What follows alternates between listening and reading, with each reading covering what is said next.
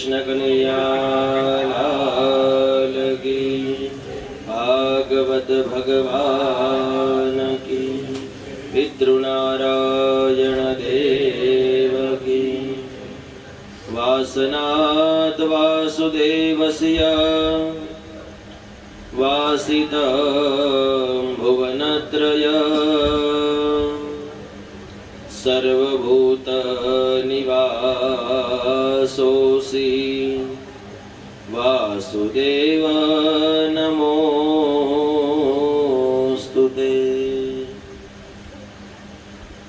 पुनः कथाની અંદર પ્રવેશ કરીએ।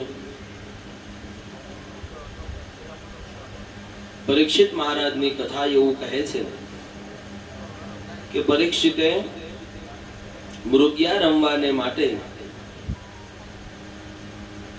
જરાસંઘનો મુંગટ પહેર્યો છે। મુંગટ પહેરીને નીકળ્યો છે। કથા તરફ જઈએ તો તીરકામથી ઘણા પશુ પક્ષીને મારી નાખ્યા અને એને તરસ લાગે છે। પરીક્ષિતને તરસ લાગે, આજુબાજુમાં જોવે તો કઈ દેખાતું નથી।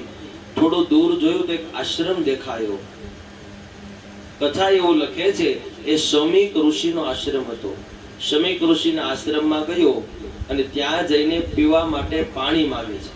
પરીક્ષિત પીવા માટે પાણી માંગ્યું ને ત્યાં જેની મર્યાદાનું ઉલ્લંઘન થયું। સમજો, તમે કોઈ સંત પાસે, ગુરુ પાસે, બ્રાહ્મણ પાસે, વડીલ પાસે કંઈક કામ માંગો ત્યાં જ તમારી આજ્ઞાનું ઉલ્લંઘન થયું ગણાય।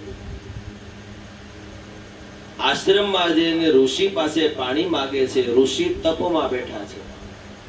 ખબર નથી કોણ આવ્યો છે, શું માંગે છે, આજુબાજુમાં કોણ છે, ભગવાનની સાથે લીનતામાં જોડાયેલા છે। 4-5 વખત પરીક્ષિતે માંગ્યું, શમીક ઋષિએ ન સાંભળ્યું એટલે પરીક્ષિતને વિચાર આવ્યો કે આ સાધુ, આ ઋષિ મને જોઈ અને ઢોંગ કરે છે। સમજો, આવો વિચાર પણ કલયુગ આવે ને તો જ આવે। તમારી પાસે કલયુગ આવી જાય તો જ આવો વિચાર આવે। અને જરાસંઘનો મુંગટ કપટથી છીનવેલો હતો એટલે રાજા પરીક્ષિતે જ કીધું હતું કે જ્યાં કપટથી છીનવેલું ધન હશે એમાં કલયુગ તારો વાસ હશે। એટલે કલયુગ વિચારે છે કે આપણે રાજાથી જ શરૂઆત કરીએ અને રાજાના મુંગટમાં આવીને કલયુગ બેસી જાય છે। કલયુગ જ્યારે આવે ત્યારે માણસની બુદ્ધિ ફરી જાય છે, મતિ ફરી જાય છે। 2-4 વાર પાણી માંગ્યું અને શમીક ઋષિએ કઈ ધ્યાન ન દીધું અને પરીક્ષિતને થયું કે આ મારી સાથે મશ્કરી કરે છે। એટલે તીર અને ધનુષ વડે જેને માર્યા હતા ને તીર હાથમાં હતું। બાજુમાં એક મરેલો સર્પ પડ્યો હતો, સાપ પડ્યો હતો। એ મરેલા સર્પને તીરની અણી વડે એને ઉપાડ્યો અને ત્યાં ઊભા ઊભા શમીક ઋષિના ગળામાં ઘા કરી દીધો। છતાં પણ શમીક ઋષિને ખબર નથી કે મારી સાથે આવું બન્યું છે। સમજો, આટલું કરી અને પરીક્ષિત ત્યાંથી નીકળી જાય છે।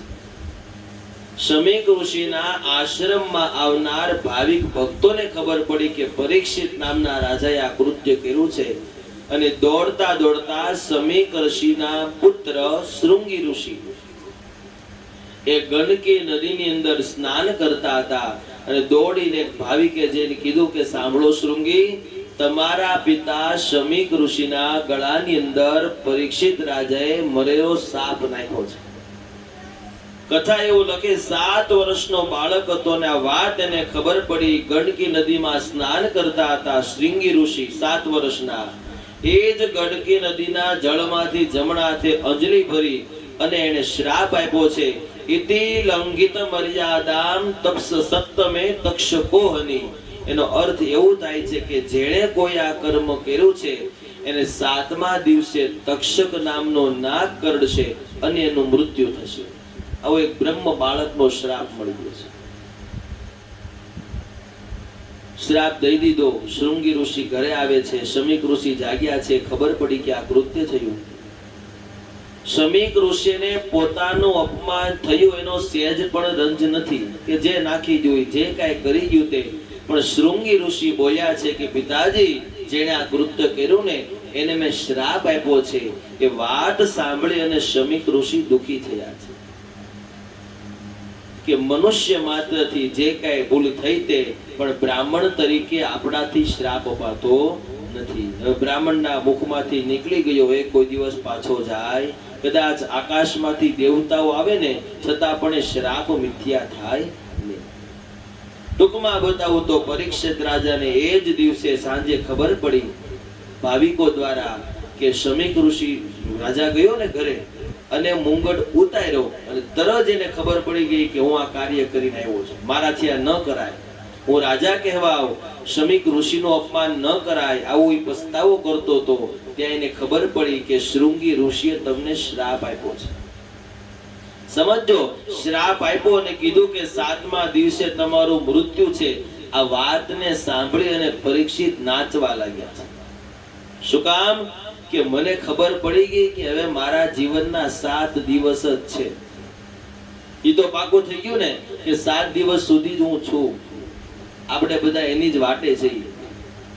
આપણને હજી ખબર નથી ક્યારે મૃત્યુ છે, એટલે આપણે આ બધું કરીએ છીએ. હમણાં કહો કે એમ કહી દે 7 દિવસે 15 દિવસે તમારું મૃત્યુ છે, એટલે આપણે ભગવાન પાછળ લાગી જઈએ કે જે દી વૈદા છે ને ભગવાનમાં કાઢી આપે. એમ પરીક્ષિતને ખબર પડી. કથા એવું લખે, પરીક્ષિતે પોતાના પુત્ર જન્મે જઈ આદિ પુત્રોને રાજગાદી સોંપી દીધી અને પરીક્ષિત રાજા બધો વસ્ત્ર અલંકાર રાજવેશ આ બધું છોડી સાધુ વેશ તાપસ વેશ ધારણ કરી અને ગંગા કિનારે નીકળી જાય છે. 7 દિવસની અંદર ભગવાનની પ્રાપ્તિ કરાવે એવા પુરુષની ખોજમાં પરીક્ષિત મહારાજ છે. અને આ બાજુ જોઈએ તો સુખદેવજી મહારાજ એને કોઈ એવા પવિત્ર શ્રોતા મળે એની ખોજમાં છે. કથા એવું લખે, માં ભાગીરથી ગંગાની કૃપાથી એક બાજુ આમથી સુખદેવજી મહારાજ આવે છે અને એક બાજુથી પરીક્ષિત મહારાજ આવે છે. બંનેનું મિલન થયું છે. પરીક્ષિતને થયું કે આ જે યુવાન વય છે, દિગંબર અવસ્થાની અંદર સુખદેવજી હતા, આ જે યુવાન અવસ્થે આમાં કંઈક દેખાય છે, ચરણમાં ઢળી જાય છે અને પરીક્ષિતના મુખમાંથી શબ્દ નીકળે છે, ગુરુદેવ, ગુરુદેવ તમે મને બચાવો. આખી વાત કરી પરીક્ષિતે અને સુખદેવજી પણ સમજી ગયા કે મારે જે શ્રોતાની જરૂર હતી ને એ મને મળી ગયો છે. ગંગાના કિનારે આસન લગાવી બેઠા છે અને પરીક્ષિત પહેલો પ્રશ્ન કરે છે કે મને તમારામાં શ્રદ્ધા તો બેઠી છે, તમારામાં વિશ્વાસ તો બેઠો છે, હું તમને ગુરુ માનું છું, પણ 7 દિવસમાં મને મુક્તિ તો મળશે ને? 7 દિવસમાં મને ભગવત ધામની પ્રાપ્તિ તો થશે ને? ત્યારે બ્રાહ્મણ રૂપી સુખદેવજી કહે છે કે સાંભળ પરીક્ષિત, તારામાં જો તાકાત હોય ને તો 7 ઘડીમાં પણ તને ભગવાન મેળવાવી દો. 7 દિવસ તો દૂર છે. આમ કહી અહીંયા ભગવત ચર્ચાની કથા શરૂ થાય છે. અહીંયા પરીક્ષિત અને સુખદેવજી મહારાજની સામે ભાગવત ગ્રંથની ભાગવત ચરિત્રામૃતની અહીંયા કથા શરૂ થાય છે. એ કથા શરૂ થતાની સાથે ભાગવતજીનો પહેલો સ્કંદ પણ અહીંયા પૂર્ણ થાય છે. કાલે આપણે મહાત્મય પૂર્ણ કર્યું, આજે પહેલો સ્કંદ પૂર્ણ કરીએ. આવો સૌ સાથે મળી ભગવાન ભાગવતજીના ચરણોમાં પહેલા સ્કંદની આપણે આજે જે કાંઈ કથા સાંભળી આ બધી જ કથા ભગવાનના ચરણોમાં અર્પણ કરીએ. કાયેન વાચા મનસેન્દ્રિયૈર્વા બુદ્ધિયાત્મના વા પ્રકૃતિ સ્વભાવા કરોમિ सकलं परस्मै नारायणायेति समर्पयामि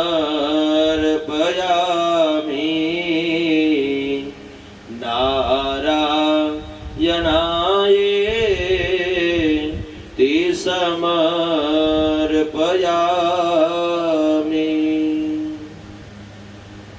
પ્રથમ સ્કંદ ભગવાનના અને આપણા દેવંગત પિતૃઓના ચરણોમાં અર્પણ.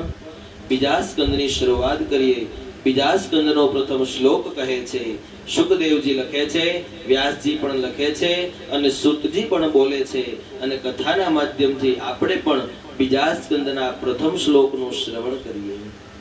વર્યાનેશતે પ્રશ્ન ઉપકારા યતે यतः आत्मवेद सम्मतः पुंसां श्रोतव्या दिशु यत्पर। બીજો સ્કંદ એનો પ્રથમ શ્લોક અહીંયા 12 સ્કંદની અંદર નાનામાં નાનો કોઈ સ્કંદ હોય, બધા સ્કંદ એક સરખા ન હોય, કોઈની અંદર 50 અધ્યાય હોય, કોઈની અંદર 30 અધ્યાય હોય, કોઈની અંદર મોટા અધ્યાય છે 92 અધ્યાય 10મા સ્કંદના, એમ બીજા સ્કંદની અંદર ખાલી 10 અધ્યાય છે। 10 અધ્યાયનો આ સ્કંદ છે। આ સ્કંદની અંદર ભગવાનના વિરાટ સ્વરૂપનું વર્ણન બતાવ્યું છે। ભગવાનનું સ્વરૂપ શું છે, એ વિરાટ સ્વરૂપની અંદર શું આવેલું છે, એ વિરાટ સ્વરૂપ દ્વારા મને તમને શું મળે છે, એ આ બીજો સ્કંદ બતાવે છે।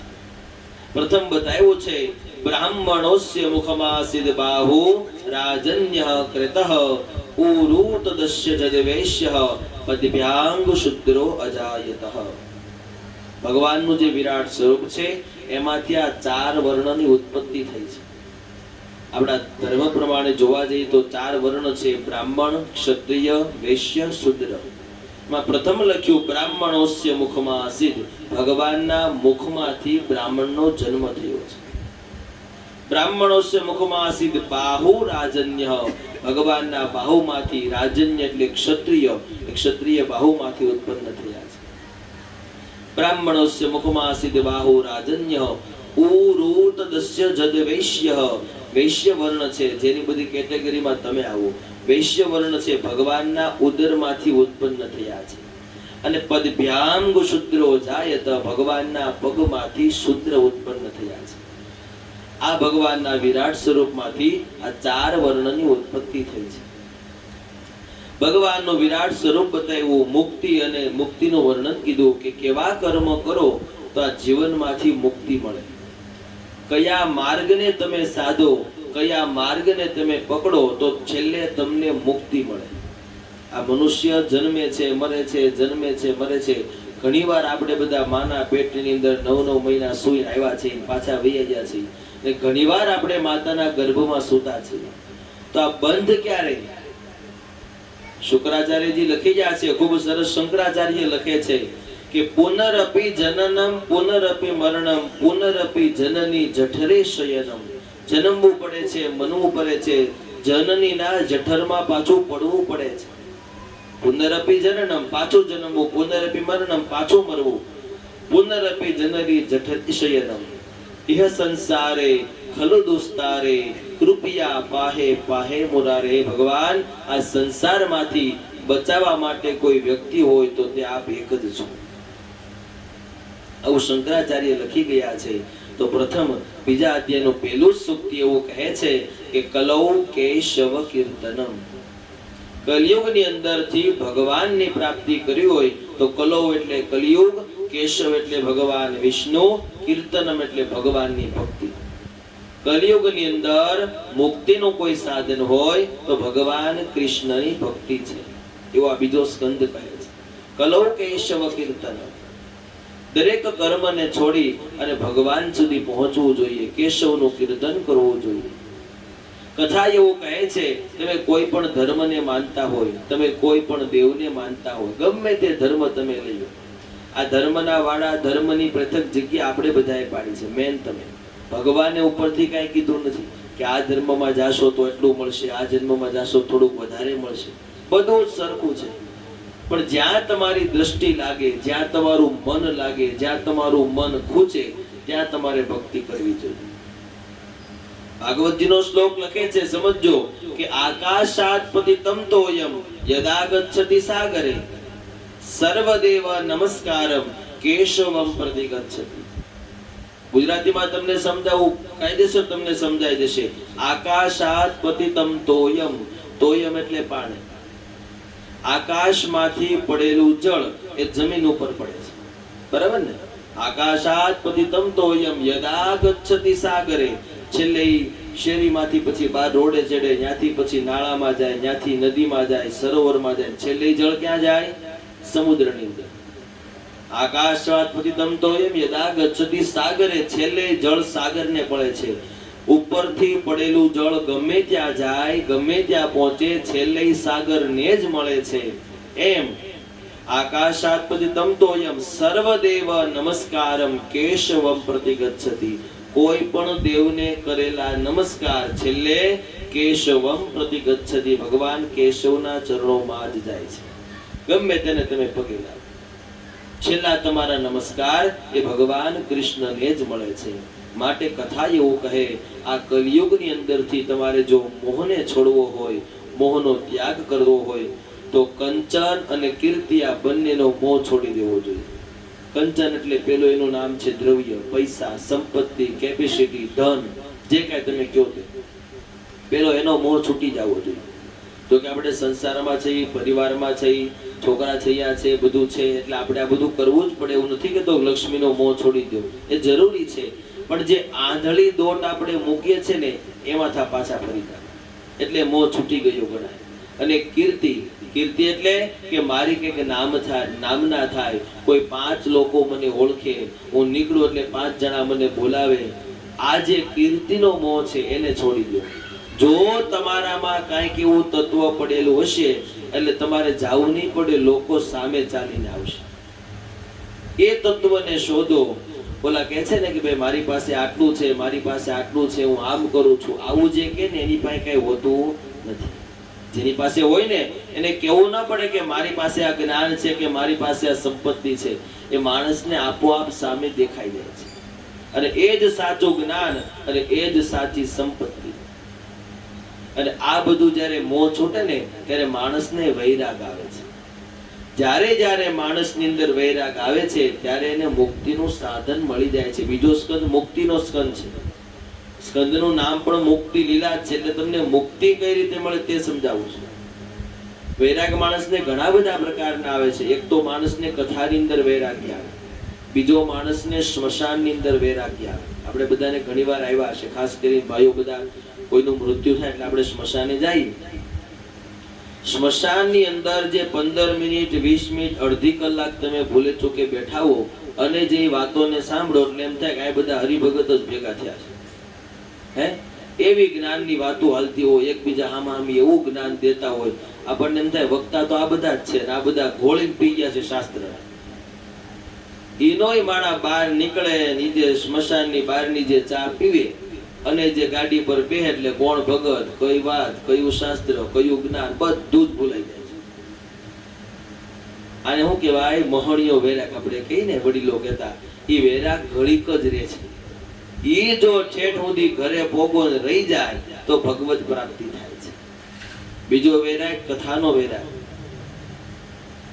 કથાની અંદર પણ વૈરાગ્ય લાગે. આવી બધી વાતો કરતો હોય એટલે એકબીજાને લાગી જાય કાલે દાદા આટલું કહેતા હતા, આ બધું ઠીક, હવે જવા જોઈએ, કે કાંઈ નથી કરવું કાલથી.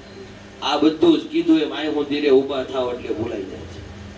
એમ થોડી સમય માટે પણ વૈરાગ્ય જો ટકી જાય. કથા તેવું લખે છે, સમજો આટલી મોટી આટલી બધી ભક્તિ કરવાની જરૂર નથી. કલિયુગની અંદર ગાયના શિંગડા ઉપર રાયનો દાણો રે એટલી સમય પણ જો ભક્તિ થઈ જાય ને તો પણ ભગવાન મળી જાય છે. હવે ગાયનું શિંગડું જોવાયું તમારે, ઉપર અણી હોય એની પર રાયનો દાણો કેટલી ઘડી રહી શકે? એટલી ઘડી પણ જો સાચું ભગવાનનું ચિંતન થઈ ગયું, ભગવાનની સાથે આ હૃદયથી હૃદયનો તાર મળી જાય એટલે ભગવાન આપણને તારી દે છે. પછી એમાં કેટલું કમાણા કેટલું લાવ્યા કાંઈ જરૂર હોતી નથી. ઉપર જાશો એટલે ભગવાન કઈ એમ નહીં કે કેટલા બંગલા બનાવ્યા, કેટલા વીઘા જમીન લીધી, પૂછે છે કોઈ?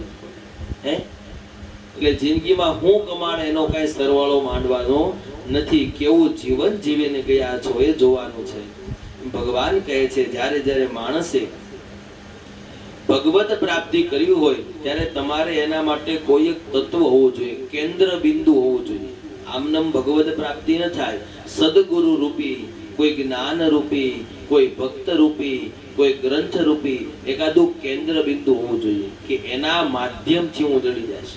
તમારે આ ભવસાગરને પાર કરવો છે પણ કઈ કેન્દ્ર બિંદુ રાખો. પોતે એકલા નહીં તરી શકો. તમે કોઈ સદગુરુ બનાવો, તમે કોઈ ગ્રંથને તમારો ગુરુ બનાવો, કોઈ માતા પિતાના આદર્શ વાક્યને ગુરુ બનાવો, એનાથી તમે તરી જશો, એકલા નહીં તરી શકો. ભગવાન કહે છે તમે તમારા જીવનની અંદર કોઈ એક સચોટ વ્યક્તિને, કોઈ વસ્તુને, કોઈ પદાર્થને, કોઈ તત્વને એને ગુરુ માની અને તમારું જીવન ચલાવો. દરેકના જીવનની અંદર ગુરુ જરૂરી છે. ગુરુની વિશેષતા આગળ આવશે, આપણે તમને લઈશું. અત્યારે કથા એવું કહે છે કે દરેક માણસની આગળ કેન્દ્ર બિંદુ હોવું જોઈએ. ટૂંકમાં તમને પશુ પક્ષીની વાત બતાવું. એક મોટો દરિયો હતો. એ દરિયાની અંદર મોટું જહાજ જતું. એની અંદર એક ચકલી હતી. આ ચકલી જહાજની ફરતે ફરતે ઉડે છે અને વિચાર કરે છે કે મારે કિનારે પહોંચવું છે. હવે એ પહોંચી શકે? એની જે ક્ષમતા છે એ પ્રમાણે દરિયામાંથી, મધ્ય દરિયામાંથી કિનારે ન પહોંચી શકે. પણ એ જ ચકલીઓ વિચાર કરે છે કે મારું કેન્દ્ર બિંદુ આ જહાજ છે, આ વહાણ છે. આજે નહીં તો કાલે આ વહાણ કિનારે જશે જશે ને જશે અને એની સાથે હું પણ કિનારે પહોંચી જઈશ. એમ ચકલીએ જેમ જહાજને કેન્દ્ર બિંદુ બનાવ્યું, એમ તમે પણ તમારા જીવનમાં એકલા તરવા જાશો તો નહીં તરી શકો. કોઈ સદગુરુ રૂપી કેન્દ્ર બિંદુ તમારા જીવનમાં હોવું જોઈએ. એ તમને ભવસાગર પાર લઈ જશે. આગળ કથા એવું સમજાવે છે, સંતના પણ અહીંયા લક્ષણ કીધા છે. સંત કેવા હોવા જોઈએ, સાધુ કેવા હોવા જોઈએ, એની લાક્ષણિકતા કેવી હોવી જોઈએ. આ બધી લાક્ષણિકતા આ દરેક કાર્યને બતાવી. બીજા સ્કંદની અંદર સૃષ્ટિની ઉત્પત્તિની કથા કીધી છે. આ જગતની ઉત્પત્તિ કોણે કરી? તો કે બ્રહ્માજીએ કરી છે. સંક્ષિપ્તમાં તમને બતાવું તો બ્રહ્માજી દ્વારા 7 પાતાળ બનાવ્યા, 7 લોક બનાવ્યા. 7 પાતાળ બનાવ્યા, તેના પણ નામ કીધા: અતલ, વિતલ, સુતલ, તલાતલ, રસાતલ, મહાતલ અને પાતાળ. એની ઉપર 7 લોક બનાવ્યા: ભૂરલોક, ભુવલોક, મહલોક, જનલોક, તકલોક, સત્યલોક. આપણે રહીએ છીએ તે પૃથ્વી લોક. આપણી ભાષામાં જોવા જઈએ તો 14 માળનું બિલ્ડિંગ બ્રહ્માજીએ બનાવ્યું છે. મધ્યના માળની અંદર આપણે રહીએ છીએ. બ્રહ્માજી દ્વારા સમગ્ર જગતની ઉત્પત્તિ થઈ. જે કે આપણે નદીઓ જોઈએ છે, જે કાંઈ અરણ્ય એટલે કે જંગલો જોઈએ છે, જે આપણે પર્વતો જોઈએ છે, આ બધી જ વસ્તુ બ્રહ્માજી દ્વારા ઉત્પન્ન થઈ. આપણે જે દિશા ગણીએ છીએ કે પૂર્વ, પશ્ચિમ, ઉત્તર, દક્ષિણ, દિશાઓ 10 આવેલી છે. ભાગવતજી લખે છે 4 દિશા છે: પૂર્વ, પશ્ચિમ, ઉત્તર, દક્ષિણ. 4 ખૂણા છે: ઈશાન, અગ્નિ, નૈઋત્ય, વાયવ્ય. ઉપર આકાશ અને નીચે પાતાળ. 10 દિશાઓ છે. સમગ્ર જગતની બ્રહ્માજી દ્વારા ઉત્પત્તિ થઈ અને એ જ બ્રહ્માજી દ્વારા ભગવાન વિષ્ણુ પરમાત્માને માટે ચતુશ્લોકી ભાગવત કહેવાય. ઘણી બધી આની અંદર ભાગવત બતાવી છે કે કદાચ તમે સંપૂર્ણ ભાગવતનું શ્રવણ ન કરી શકો તો બ્રહ્માજી દ્વારા જે 4 શ્લોકની અંદર ગવાયું છે એને સાંભળવામાં આવે તો પણ ભાગવત સાંભળી હોય તેવું પુણ્ય મળે છે. બીજા સ્કંદના છેલ્લા 2 અધ્યાયની અંદર બ્રહ્માજી દ્વારા ભગવાનની ભાગવત વચાય છે, જેને ચતુશ્લોક એટલે કે 4 શ્લોક વાળું ભાગવત કહેવામાં આવે છે. દરેક શ્લોકને આપણે ન સમજીએ, પહેલા શ્લોકની અંદર પ્રવેશ કરી સંપૂર્ણ ભાવાર્થને આપણે સમજીએ. પહેલો શ્લોક બ્રહ્માજી લખે છે: અહમેવા સમેવાગરે નાન્યા યત સદસત પરમ પશ્ચાદ્દેહમ યદેતત્ય યવશિષ્યેત્ય અસ્મયહમ. બ્રહ્માજી એવું લખે છે. એ બ્રહ્માજી આ સૃષ્ટિના આરંભમાં ભગવાન કૃષ્ણ સમજાવે છે. બ્રહ્માજી દ્વારા આ સૃષ્ટિના આરંભમાં હું જ હતો. સમજો, મેં કીધું ને, આ કૃષ્ણ ભગવાન એક જ એવા દેવ છે જે તાકાતથી અને છાતી ઠોકીને કહી શકે છે કે આ મેં કર્યું છે અને આ કરવા વાળો હું છું, અને તમારે એમાં હા પાડવી પડે છે. બીજા કોઈ આપણે ભાગ્યશાળી કહેવાય કે ભગવાને આપણને હિન્દુ ધર્મની અંદર જન્મ આપ્યો અને એમાં પણ આપણે કૃષ્ણ ભક્ત બન્યા. કોઈ વાદ વિવાદ કે ધર્મની વાત નથી, પણ તમે જે ધર્મની અંદર હોવ ને એ ધર્મના વડા હોય એનો તમને ગર્વ હોવો જોઈએ કે મારા દેવ ભગવાન કૃષ્ણ છે, મારા દેવ ભગવાન નારાયણ છે. કૃષ્ણ એવું કહે છે કે સૃષ્ટિનો આરંભ જ્યારે થયો અને જે કાંઈ હતું એ હું પોતે હતો. આરંભ ન થયો અને જે કાંઈ તત્વ હતું એ પણ હું પોતે હતો. મારા સિવાય બીજું કોઈ તત્વ નથી અને આ જે કાંઈ દેખાય છે એ હું છું. જે કાંઈ સમગ્ર વિશ્વની અંદર તમારી આંખને દેખાય છે એ હું છું.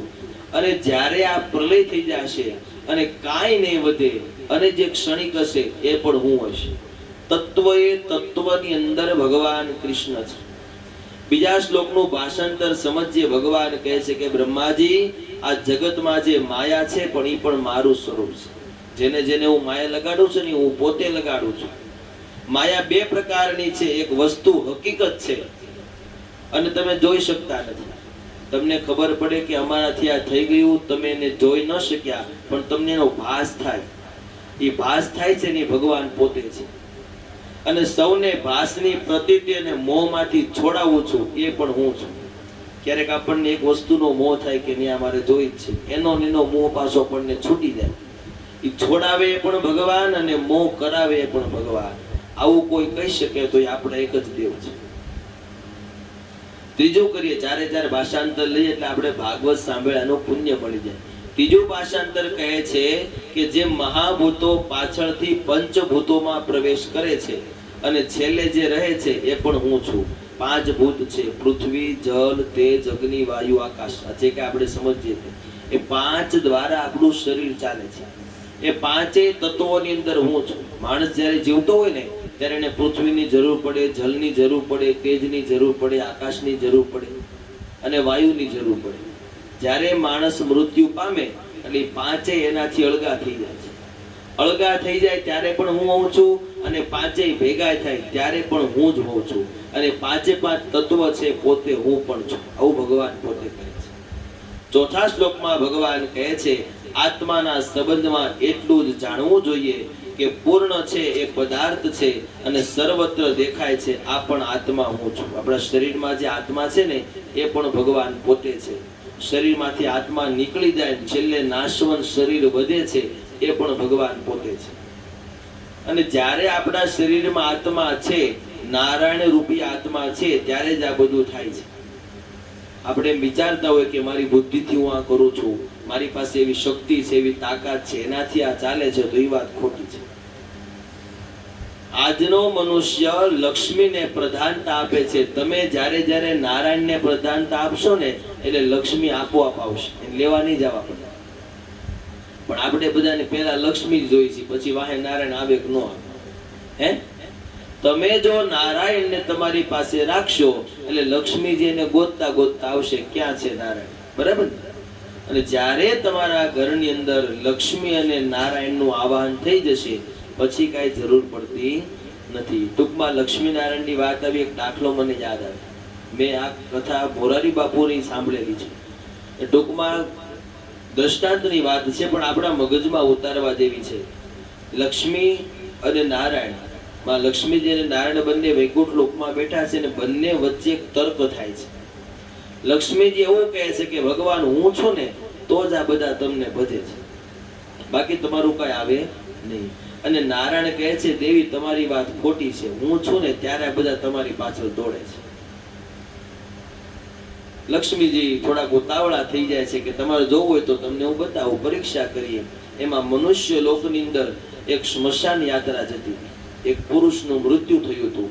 બધા એને ચાર ખાંડ મારી લઈ જતા હતા. વિષ્ણવે નમઃ, નારાયણ, ઓમ નમો ભગવતે વાસુદેવાય, જે ક્યાંય ગયો તે બોલીને જતા.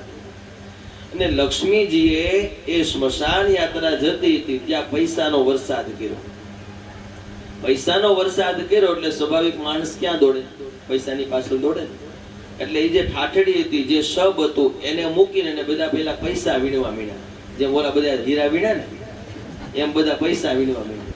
કે પેલા આપણે આ લઈ લે, આને તો 5 મિનિટ મોઢો લઈ જાવ તો હાલ છે. એમ બધા પૈસાને વીણવા માંડ્યા. એટલે લક્ષ્મીજીએ કહ્યું, જોયું ભગવાન, બધા તમારું નામ લેતા હતા કે નારાયણ કે વિષ્ણવે નમઃ, અને હું ને આવી એટલે બધા તમને ભૂલી ગયા. એટલે તમારું અહીં કઈ બધું ચાલતું નથી. ત્યારે સમજો, ભગવાન વિષ્ણુ પરમાત્મા સમજાવે છે લક્ષ્મીજી તમારી ભૂલ થાય છે. બરાબર જોવો તમે, બધા જ લોકો પૈસાની પાછળ દોડ્યા છે, તમારી પાછળ દોડ્યા છે, પણ જે મળદું પડ્યું છે, જે શબ પડ્યું છે, એને કઈ લેવા દેવા છે પૈસા?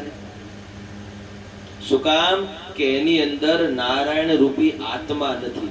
એટલે જેનામાં નારાયણ છે ને એ જ લક્ષ્મીની પાછળ દોડે છે. ઓલું જે શબ છે એમાં નારાયણ રૂપી આત્મા નથી, એને તમારે યાર કાંઈ લેવા દેવા નથી. એટલે આપણા શરીરની અંદર નારાયણ પ્રધાન છે, એની પ્રધાન છે તો જ હું તમે લક્ષ્મીની પાછળ દોડીએ છીએ. માટે આ કથા સમજાવે ચતુશ્લોકી ભાગવત પણ મને તમને સમજાવે છે કે જે કાંઈ તત્વ છે એ પ્રભુ રૂપી છે. એટલે કથા એવું કહે કોઈ પ્રકૃતિને પણ મારા કે તમારાથી નુકસાન થવું જોઈએ નહીં. એક એક કણની અંદર ભગવાનનો વાસ રહેલો છે. છેલ્લે કીધું ભાગવતના 10 લક્ષણ કીધા છે. સર્ગ, વિસર્ગ, સ્થાન, પોષણ, મન્વંતર, ઈશાનું કથા, નિરોધ, મુક્તિ અને આશ્રય. આ દરેક સ્કંદના એક એક નામ કીધા છે. આના 10 લક્ષણ કીધા છે. સ્કંદના 12 લક્ષણ છે. પહેલું અધિકાર લીલા, બીજું સાધન લીલા અને બીજા 10 નામ કીધા તે. આટલું કહી અને આ 10 અધ્યાયનો આ બીજો સ્કંદ પણ અહીંયા પૂર્ણ થાય છે. આવો આપણે સૌ સાથે મળી બીજા સ્કંદની જે કથા છે એ બીજા સ્કંદની કથા ભગવાનના ચરણોમાં અર્પણ કરીએ. કાયેન વાચા મનસેન્દ્રિયૈર્વા બુદ્ધ્યાત્મના વા પ્રકૃતિ સ્વભાવા કરોમિ યદ્યત સકલં પરસ્મે નારાયણાયેતિ સમર્પયામિ. નારાયણાયેતિ સમર્પયામિ. બીજો સ્કંદ પૂર્ણ. ત્રીજા સ્કંદની અંદર પ્રવેશ. સમજો, આ પહેલો દિવસ હજી કાલ હતો, આ બીજો દિવસ પૂર્ણાહુતિના આરે છે. આમ ને આમ 7 દિવસ વયા જશે. હજી આપણે કાલ પહેલો શ્લોક બોલતા હતા ને, મહાત્મણ પણ પૂરું થયું, પ્રથમ સ્કંદ પણ પૂરો થયો, બીજો સ્કંદ પૂરો થયો અને ત્રીજામાં પ્રવેશ કરીએ છીએ. હજી એક વક્તા તરીકે એવું સમજાવવા માંગુ છું કે તમારી મતિ હોય, તમારી બુદ્ધિ હોય એ આમાં લગાવી લાગજો. છેલ્લા દિવસે 8મા દિવસે કોઈ તમને કઈ કહેવા આવશે ને, પછી ગોતવા જાઓ ને તો આ ભગવાન મળશે. પણ કીધું એમ તમે કદાચ એવું વિચારો ને કે 7 દિવસમાં બહુ મજા આવી, 1 મહિનો જાય તરત પાછા દાદાને કાર્તક મહિને બોલાવા છે, તમે નહીં બોલાવી શકો. ભલે તમારી પાસે સંપત્તિ હોય, કેપેસિટી હોય, પણ ભગવત કૃપા હોય ત્યારે જ આ બધું થઈ શકે છે. ત્યારે જ આપણા આંગણે પ્રભુ પધારે છે. એટલે આ સમય મળ્યો છે, અવસર મળ્યો છે, મોકો મળ્યો છે, તો એ તકને ઝડપી લેજો. ઘણીવાર આવું થાય છે, યજમાનો કથા પૂરી થયા પછી અમને કે દાદા 5મે દી 6ઠે દી સમજાણું કે ના ના કરવું જોઈએ, ત્યાં તમે પૂરું કરી દીધું. માટે હજી પણ તમને દરેક સમયે દરેક સ્કંદે સ્કંદે હું ટકોર કરીશ. તમારું મન, તમારું ચિત્ત આની અંદર જોડી દેજો. એટલે બીજે ક્યાંય મન જશે નહીં. હમણાં આપણે ઇન્ટરપ્રિટરના છોકરાઓ કહેતા કે એક પ્રશ્ન છે. શું પ્રશ્ન છે? કે બેહાડો છો તમે આમાં પણ પગ દુખે છે. મેં તો પગ દુખવાનું એક જ કારણ છે કે હજી તમારું કથામાં ધ્યાન નથી. કથામાં જો ધ્યાન હોય એટલે પગ એનું કામ કરે, તમે ધ્યાન તમારું કામ કરો. હું અહીં બેઠો છું, આ પગ અહીંથી આમ હલે નહીં. શું કામ? કે મારું ધ્યાન કથા અને તમારામાં છે. ઇન્ટરવેલ પડ્યો એટલે મારે પગ નીચેથી ઉપર લેવો પડ્યો, કારણ કે ધ્યાન પગમાં ગયું. એટલે જો તમે પ્રભુની સાથે જોડાઈ જશો, આપણે જોયું ઘણા બધા લોકોએ હજારો વર્ષ તપ કર્યા, શરીર આખા સુકાઈ ગયા, સુગરે આવીને કાનમાં માળા કરી દીધા. આગળ આવશે ઘણા તપ કરવા વાળા, તો એને કઈ શરીર હારે લેવા દેવા નથી. મન ભગવાન સાથે જોડાઈ ગયું છે. એમ આપણે કે આખો દી તો આપવો નથી, મૂળ 3 કલાક ભગવાનને આપણે આપવાની છે. એટલો સમય ભગવાનને ખાલી સમર્પિત કરી દો એટલે આપણું જીવન સાર્થક છે. જીવન સાર્થક કરવાને માટેનો આ સમય મળ્યો છે. અમે પણ બળભાગી ભગવાનને બહુ બધી ભગવાનનો બહુ આભાર માનીએ છીએ કે અમારે પણ ક્યારેક કોઈ યજમાન આવીને એમ કહે ને કે દાદા અમારે કથા કરવી છે, ત્યારે અમે વિચારીએ છીએ કે અમારા પુણ્યનો કઈક ઉદય થયો છે ને ત્યારે આ કથા વાંચવા મળે છે. હજી સમજાવું, પૈસા તો આર્થિકતા છે, જેવી જેની કેપેસિટી આપવાના છે. કોઈ લાખે આપવાના છે, કોઈ 10,000 આપવાના છે. આની કોઈ કિંમત નથી, આની કોઈ કિંમત કરાય પણ નહીં. તમે કદાચ એમ કહો દાદા તમે 7 દિવસ ભાગવત કથા સાંભળી છે, બોલો તમારી દક્ષિણા, હું આનો હું મોલ કરી શકું? અને કદાચ તમે શું આપી શકો? હું આનું મૂલ ન કરી શકું, તમે એને ચૂકવી ન શકો, પણ એક વાણી રૂપી બુદ્ધિ રૂપી ભગવાનની સાથે જોડાવાનું હોય છે. અરે હું તો મારી તમને પર્સનલ વાત કરું કે મારે લગ્ન થઈ ગયા છે, ઘર સંસાર ચાલે છે, બધું વેલસેટ છે, પણ અહીંયા બેઠા પછી ભગવાન દ્વારા એક ભય વયો ગયો છે મૃત્યુનો, કે ભગવાન આજ રહીને તો કાલ નથી પાડવા. કારણ કે પ્રભુની સાથે રહી અને ભય વયો ગયો છે. હવે આપણું શું થશે? કારણ કે કોઈ કોઈના વગર રહી જતું નથી. મારા પપ્પાને તમે બધા જોયેલા છે, એની કેવી ઈચ્છા હતી તો કે આ વિષયની અંદર મારે જવાનું જ નહોતું. એનું એક કારણ એવું હતું કે મને કુદરતી ગળાનો પ્રોબ્લેમ હતો. પાઠશાળાની અંદર મારા પપ્પાએ મને ભણવા મૂક્યો, 3-4 વર્ષ હું ભણ્યો, અને ક્યારેક ક્યારેક યજ્ઞ એવું હોય તો મને બોલાવતા, પણ એક દિવસ યજ્ઞમાં બોલો એટલે મારું ગળું બેસી જાય. એટલે થોડુંક અમે મૂંઝાણા કે ભાઈ આ બોલવાનો તો વિષય છે અમારો. એટલે ત્યારે ઘણા બધા સુરતના ડોક્ટર, અમદાવાદની અંદર સબ જેલ ને બધી 10-12 જગ્યાએ મારા પપ્પાએ મને એ સમયમાં મારું ગળું બતાવ્યું. દરેક ડોક્ટરનો એક જ જવાબ આવ્યો કે તમે આ ધંધો બદલી નાખો, આ છોકરાને કે તમે હીરામ બેસાડી દો, બોલશે એટલે ગળું બેસી જશે, આનો કોઈ ઈલાજ નથી. ઘણી બધી દવા પીધી. આ મારી ઉંમર આ બધા છોકરા જેવડી છે, આ વાળ વહી ગયા છે ને એ દવાના કારણે વહી ગયા. ગળા માટેની દવા રોજની 8 ટીકડી મેં 6 મહિના પીધી. એ ટીકડી ગરમ પડી ને વાળ વહી. અત્યારે આપણને બાનું મળ્યું કે ગોરાણી આવ્યા વાળ વહી ગયા છે, બાકી ગયા છે આમ. કોઈ પૂછે આપણે એમ કે ભાઈ લગ્ન થઈ ગયા એટલે વાળ વહી ગયા. ખોટી લાંબી ચર્ચા શું કરવી? પણ કહેવાનું તાત્પર્ય, હું તમને વાત મારા પપ્પાની કરતો હતો, એની એક જ એવી ઈચ્છા હતી કે મારે તને વ્યાસપીઠ ઉપર જોવો છે. તને વ્યાસપીઠ ઉપર જોશ ને એટલે તારે મારી પાછળ પિંડદાન ન કરીને તોય હાલ છે. અને કઈક સદગુરુની કૃપાથી પછી અમે ગળાને ભૂલી ગયા કે જે કાંઈ થાય ભગવાન કરશે, અને હરિની ઈચ્છાથી એ બધું હાલ્યું જાય છે. જે પહેલા તકલીફ હતી એ તકલીફ ભગવાનની કૃપાથી રહી નથી, કારણ કે ભરોસો ભગવાન ઉપર મૂકી દીધો. અને મારી 2 કે 3 કથા થઈ ત્યાં સુધી મારા પિતાજી હાજર હતા. એટલે મને પણ અંદરથી એમ થઈ ગયું છે જે કાંઈ એની ઈચ્છા હતી પૂરી થઈ ગઈ, મારી પૂરી થઈ ગઈ. જે ભગવાન ભજન કીર્તન કરાવી કરશો લઈ જાય તો ભલે લઈ જાય. આવો તમે મૃત્યુનો ભય મૂકી દો તો મજા આવશે જીવવાની. મને જે દેખાણું છે તમને સમજાવવાનો એક પ્રયાસ છે કે આ થશે તો શું કરશું. કોઈના વગર કોઈનું કાંઈ અટકતું નથી. થોડી તકલીફ આવે, આપણે આર્થિકતામાં હોઈએ, સંસારમાં હોઈએ, કોઈ ઘરનું માણસ આપણી પાસેથી નીકળી જાય, તકલીફ તો આવવાની જ છે. મારી પણ તમને બધાને ખબર છે, અમે નાના હતા અને મારા પપ્પા 2014ની સાલમાં વહી ગયા. તકલીફ તો બધી થાય જ, પણ કોઈ ન હોય તો કાંઈ ન થઈ શકે આવું નથી. ભગવાન બધાને કંઈક ને કંઈક તાકાત આપે છે, કંઈક ને કંઈક ભગવાન શક્તિ આપે છે. તો તમે તમારા મૃત્યુને ભૂલી જાઓ. સુખદેવજી મહારાજ પણ પરીક્ષિતને સમજાવે છે કે તું એકવાર પહેલા એ ભૂલી જા કે 7મા દિવસે તારું મૃત્યુ છે. તો જો એ ગાયા કરીશ ને કે મારું મૃત્યુ છે, મને સાપ કડવાનો છે, 7મા દિવસે વયો જાય, તો તું ભગવાનને નહીં મળી શકે.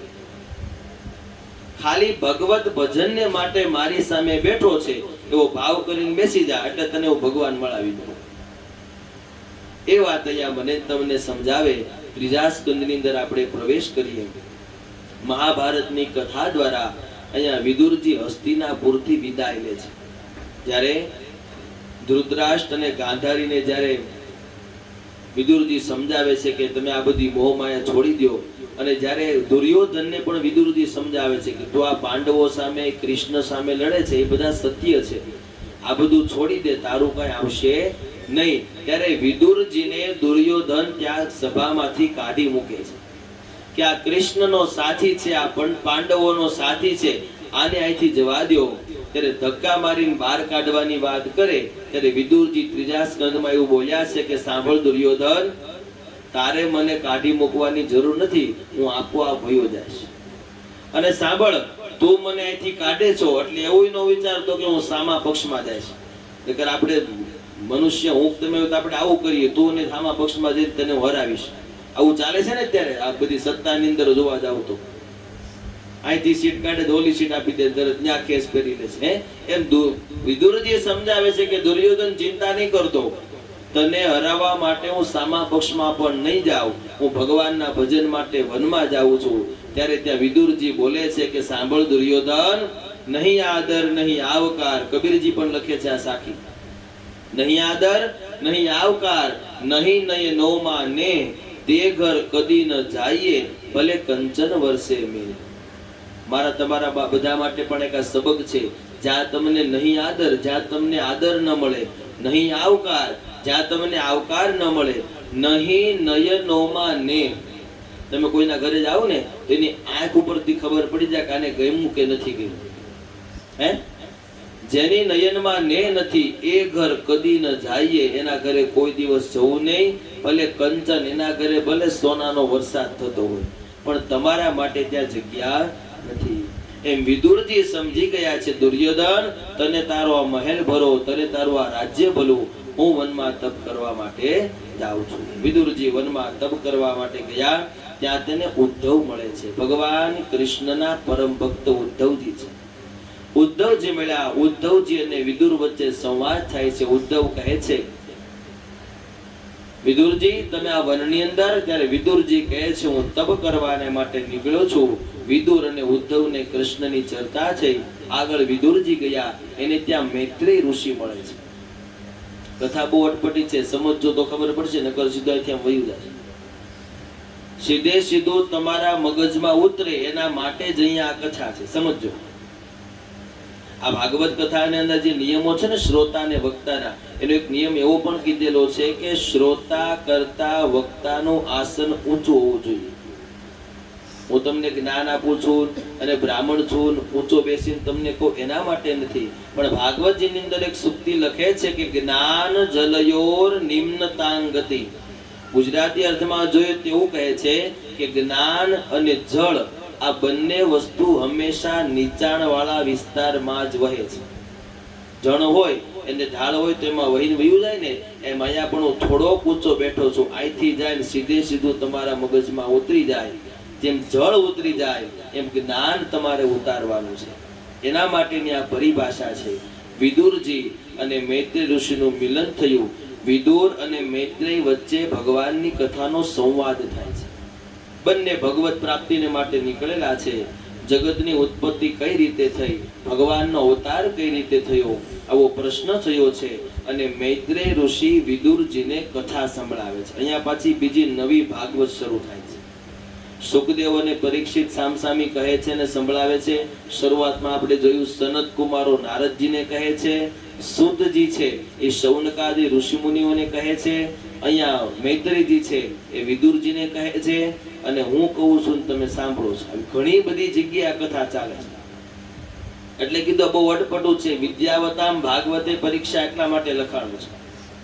અહીંયા કથાની શરૂઆત થાય ત્યારે કહે છે, કશ્યપ અને દિતિ દ્વારા ભગવાનનો જે વરાહ પ્રાગટ્ય થયું એની એ કથા કહે છે. બ્રહ્માજીએ જ્યારે જગતની ઉત્પત્તિ કરી ત્યારે પૃથ્વીની જરૂર હતી. એ પૃથ્વીને લાવવા માટે બ્રહ્માજીએ કીધું ભગવાન વિષ્ણુને કે તમે પૃથ્વી લાવી દો. એ પૃથ્વીને હિરણ્યાક્ષ નામનો રાક્ષસ લઈને બેઠો છે. અને બ્રહ્માજી કહે છે કે યુદ્ધ કરવું એ મારું કામ નથી. એટલે ભગવાન તમે મને પૃથ્વી લાવી દો, પછી હું જગતની ઉત્પત્તિ કરીશ. તો હિરણ્યાક્ષ નામનો રાક્ષસ કોણ, શું કામ પૃથ્વીને લઈને બેઠો છે, કેમ ભગવાન એની પાસે ગયા, એની આ કથા છે. સંક્ષિપ્તમાં કથાને જોઈએ તો બતાવું. કશ્યપ અને દિતિ આ બંને પતિ પત્ની હતા. કશ્યપ ઋષિ અને એમના પત્ની દિતિ બંને પોતાનું જીવન નિર્વાહ ચલાવતા હતા. એક વખત રાત્રિના સમયે, સંધ્યા કાળે, પૂજાના સમયે દિતિ એ કશ્યપ ઋષિ પાસે મૈથુન માગે છે. બંનેનો સંબંધ બંધાય છે અને એના દ્વારા બે દીકરા ઉત્પન્ન થાય છે. આ બે દીકરા જે ઉત્પન્ન થયા, આ બંને દીકરાઓ રાક્ષસો ઉત્પન્ન થાય છે. કારણ સંધ્યાકાળ સમયે સંબંધ થયો છે એટલા માટે. હવે આ બે દીકરા સાંભળજો, ઋષિના ઘરે રાક્ષસ ઉત્પન્ન ન થાય, ઋષિના ઘરે કોઈ દિવસ રાક્ષસ જન્મે નહીં. તો આ પ્રશ્ન સાંભળતા વિદુરજીએ પૂછ્યું છે આ રાક્ષસ જન્મવાનું કારણ શું? તેમને પણ પ્રશ્ન થવો જોઈએ ને. મેં કાલ કીધું એમ કે સુતજીએ કોઈ કથા નથી કીધી, આવું બોલાય એટલે તરત એક ઋષિ ઊભા થાય કે આનું કારણ શું, અને સુતજી જવાબ આપે. એમ આખું ભાગવત થયું. ટૂંકમાં આની કથા બતાવું તો ભગવાન કૃષ્ણના વૈકુંઠ લોકની અંદર બે દ્વારપાળ હતા. આ બે રાક્ષસ કેમ આવ્યા એની કથા છે. વૈકુંઠ લોકની અંદર બે દ્વારપાળ હતા, એનું નામ હતું જય અને વિજય. નારદજીના પુત્ર સનત કુમારો ભગવાનના દર્શન માટે આવે છે, પણ બાળ સ્વરૂપ થઈને આવે છે. અને જય વિજય બંને ભગવાનના દ્વારપાળ હતા. એ સનત કુમારો આવ્યા એટલે જય વિજય એવું કહે છે કે તમે તો બાળક છો, તમને ભગવાનના દર્શન કરવાની ખબર પડે નહીં, જાઓ તમને દર્શન નહીં મળે. ત્યારે સનત કુમારોએ પોતાનું સ્વરૂપ લીધું અને ક્રોધાયમાન થયા અને કહ્યું કે જાઓ, તમે અમને ઓળખી ન શક્યા, અમે બ્રહ્માના પુત્રો છીએ, તમે અમારો અપરાધ કર્યો છે, જાઓ અમે તમને શ્રાપ આપીએ છીએ કે તમે રાક્ષસ યોનિમાં અવતરજો. આવો જય અને વિજયને શ્રાપ મળ્યો. જય વિજય ડરી ગયા, પ્રાર્થના કરી અમને માફ કરો, અમે તમને ઓળખી ન શક્યા. ત્યારે સનત કુમારો કહે છે કે સાંભળો, હવે અમે શ્રાપ આપી દીધો, આ મિથ્યા થાય નહીં, પણ સાથે અમે તમને એક વરદાન આપીએ છીએ, તમે રાક્ષસ કુળમાં જ અવતરજો. જો તમે રાક્ષસ કુળમાં અવતરી અને ભગવાનની ભક્તિ કરશો તો તમે 7 જન્મે છૂટશો. 7 જન્મ સુધી તમે રાક્ષસ યોનિને પામશો અને છેલ્લે 7મા જન્મે તમને છૂટશો.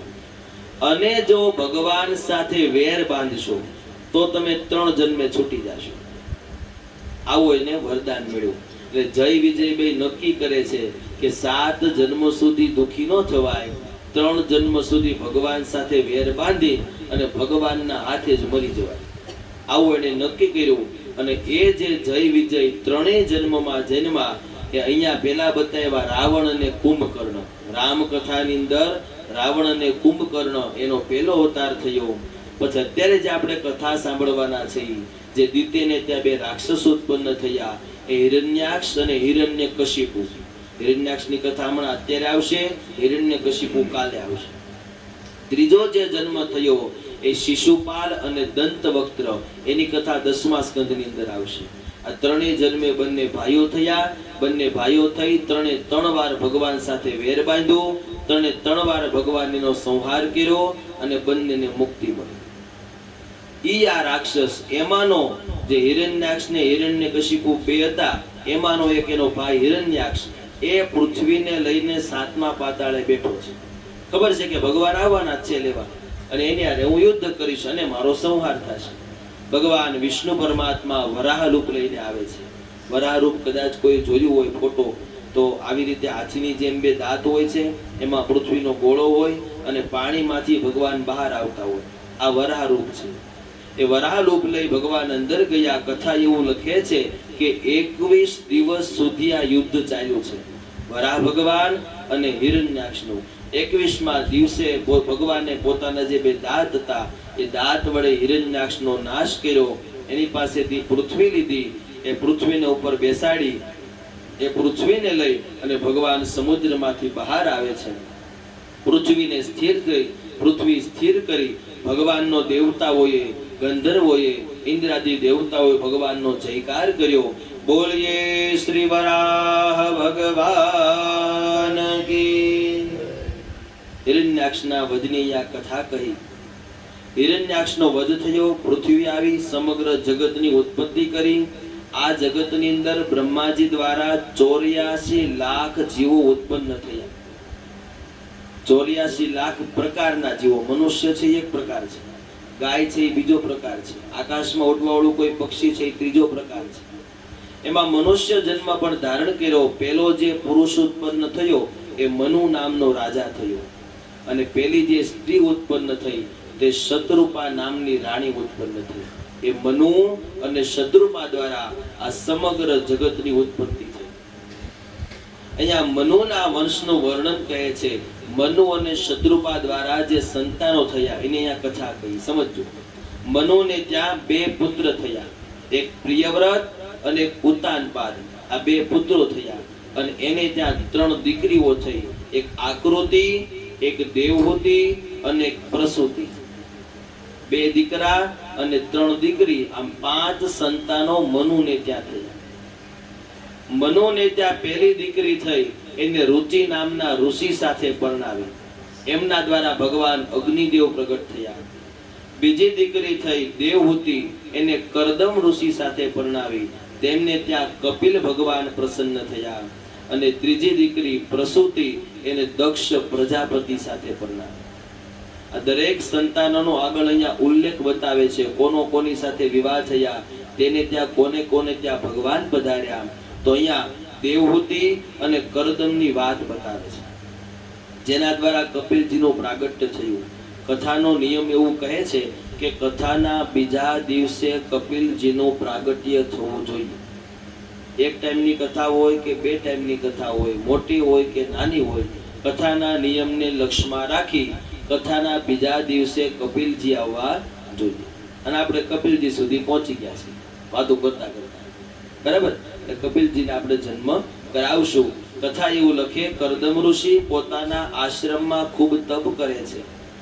તપ કર્યું ને ભગવાન પ્રસન્ન થયા અને કીધું, માંગો તમારે શું જોઈએ છે. ત્યારે કરદમ ઋષિ કહે છે, મારા ઘરે તમે પુત્ર બનીને પધારો, એ મારે જોઈએ છે. ત્યારે ભગવાને કીધું, તથાસ્તુ. ભગવાન કહે છે કે સાંભળો કરદમ ઋષિ, આજથી 4 દિવસ પછી તમારે આશ્રમમાં એક રથ આવશે. એ રથમાં એક રાજા હશે, એ એની દીકરી તમને દેવા માટે આવશે અને તમારે એની સાથે પરણવાનું છે અને તમારા બેના માધ્યમથી હું તમારા ઘરે પ્રગટીશ. કાંઈ વાંધો નહીં. કરદમ ઋષિ ભગવાન અંતર્ધ્યાન થયા. 4 દિવસ પૂર્ણ થયા. ત્યારે કરદમ ઋષિ કહે છે, ભગવાન સાંભળો, મારી એક પરીક્ષા છે. હું એ કન્યાની પરીક્ષા કરીશ. એ કન્યા એમાં જો પાસ થશે તો એની સાથે હું લગ્ન કરીશ. સમજો, યુવાનોને સમજવા જેવી વાત છે. ભગવાન કે કાંઈ વાંધો નહીં. કરદમ ઋષિ આશ્રમમાં બેઠા છે. 4 દિવસ પૂર્ણ થયા છે. મનુ નામના જે રાજા હતા એ પોતાની દીકરી દેવહૂતિને લઈ અને કરદમ ઋષિને પરણાવવા માટે આવે છે. કરદમ ઋષિએ આસન પાથર્યા છે. એક આસન મનુ રાજાનું છે. જોજો પરીક્ષા. એક આસન મનુ રાજાનું છે, બીજું આસન મનુ રાજાની સ્ત્રી શત્રુપા રાણીનું છે અને ત્રીજું આસન એની દીકરી દેવહૂતિનું છે. એના આશ્રમની અંદર પધારે છે, નમન કર્યા. કરદમ ઋષિ કહે છે કે બિરાજો, મેં આસન પાથર્યા છે, તમે આની ઉપર બેસો. મનુ મહારાજ બેઠા, શત્રુપા રાણી બેઠા. હવે દેવહૂતિ વિચાર કરે છે. જોજો, આને સંસ્કારી કન્યા કહેવાય. દેવહૂતિ વિચાર કરે છે કે આ થોડા સમય પછી મારા પતિ થવાના છે. એને આસન પાથર્યું છે, ઈ આસન પાથરે અને હું બેસું તો એની પાસે કામ કરાય એવું કહેવાય ને. આ પતિવ્રતા નારીના લક્ષણ છે. આપણે અત્યારના નહીં, રોજ આજે રેડીએ દૂધ લેવા મોકલે. હે કથા એવું કહે છે કે પત્ની દ્વારા કોઈ દિવસ પતિને કોઈ કામ સિંધાતું નથી. પણ આ બધું પહેલા હતો, ત્યારે સિંધવાનું આપણે તમતાર કાલથી કઈ બંધ ન કરતા, નકર આ બધા મોજમાં આવી. આ બધી વસ્તુને સમજવાની, ઉતારવાની છે ને. હું કહીશ કે ઉતારી દો, સમયને ધ્યાનમાં રાખી. પતિવ્રતા ધર્મ તો હકીકત આવો જ બતાવેલો છે. તો દેવહૂતિ વિચાર કરે છે, સમજો, બુદ્ધિશાળી કન્યા છે, એને આસન પાથર્યું છે, જો હું બેસું તો એની પાસે મેં કામ કરે એવું કહેવાય. બીજો વિચાર પણ આવ્યો કે એને મને આજ્ઞા કરી છે અને ન બેસું તો આજ્ઞાનું ઉલ્લંઘન થયું કહેવાય. અને આ પરીક્ષાથી પહેલાના સમયમાં આવી પરીક્ષાઓ લગ્ન કરવાને માટે થતી. અત્યારે તેવું કઈ પરીક્ષા નથી. પેલા કઈક મેં સાંભળેલું કરતા કે ભાઈ નવી વહુ આવે એટલે ભાઈ લાપસી બનાવવાનું કહેતા, એને પાપડ શેકવાનું કે, જોઈ આવડી ગયો માનવાનું કે હોશિયાર છે. આવું કઈક પેલાના હાવ હતા ને આવું કરતા. હવે તો બધા હાવ બહુ સુધરી ગયા છે, દીકરીની જેમ બધાને માને છે, એની સારી વાત છે. પેલાના જે બ્રાહ્મણો દાખલા આપતા કે હાવ વહુના દ્રષ્ટાંત, એ બધું આપવા જેવું રહ્યું નથી, કારણ કે બધા દીકરીને માની જેમ રહેવા લાગ્યા છે. તો દેવહૂતિ વિચાર કરે છે કે બંને સચવાઈ રહે એટલા માટે આસનની નીચે બેઠા અને પોતાનો જમણો હાથ એને આસન ઉપર રાખ્યો. એટલે આજ્ઞા પણ સચવાઈ ગઈ અને એની પાસે કામ પણ ન કરાયું. આ જોઈ અને કરદમ ઋષિ રાજી થયા કે મારી પરીક્ષામાં દેવહૂતિ પાસ થઈ ગયા છે, સફળ થયા છે.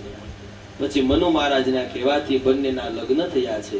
ધીમે ધીમે ધીમે સમય વીત્યો. કથા એવું કહે છે, દેવહૂતિ અને કરદમ ઋષિ દ્વારા 9 કન્યાઓનો જન્મ થયો છે. 9 કન્યાનો જન્મ થયો એટલે કરદમ ઋષિએ જ્યારે લગ્ન કર્યા ને ત્યારે કોલ આપ્યો તો, જ્યારે મને આનંદ થશે ને ત્યારે હું તપ કરવા વયો જઈશ. તમારા ઘરે જ્યારે સંતાન થશે પછી હું તપ કરવા વયો જઈશ. ત્યારે દેવહૂતિ કહે છે કે સાંભળો કરદમ ઋષિ, આપણા ઘરે 9 કન્યા જન્મી છે, હજી દીકરો જન્મ્યો નથી. ત્યારે બંનેનો પ્રાદુર્ભાવ પ્રગટ થાય છે. બિંદુ સરોવરના આંગણે કરદમ ઋષિ દેવહૂતિ બંનેનું મિલન થયું અને જે ભગવાને કોલ આપ્યો હતો એ ભગવાન કપિલ મહારાજનું બિંદુ સરોવરના આંગણે ત્યાં પ્રાગટ્ય થાય છે. દરેક દેવતાઓ દુંદુભી નાદ વગાડે છે, પુષ્પની વૃષ્ટિ કરે છે અને ભગવાનનો જય જયકાર કરીએ છે. બોલીએ શ્રી કપિલ મહારાજ કી, બોલીએ શ્રી કપિલ ભગવાન કી.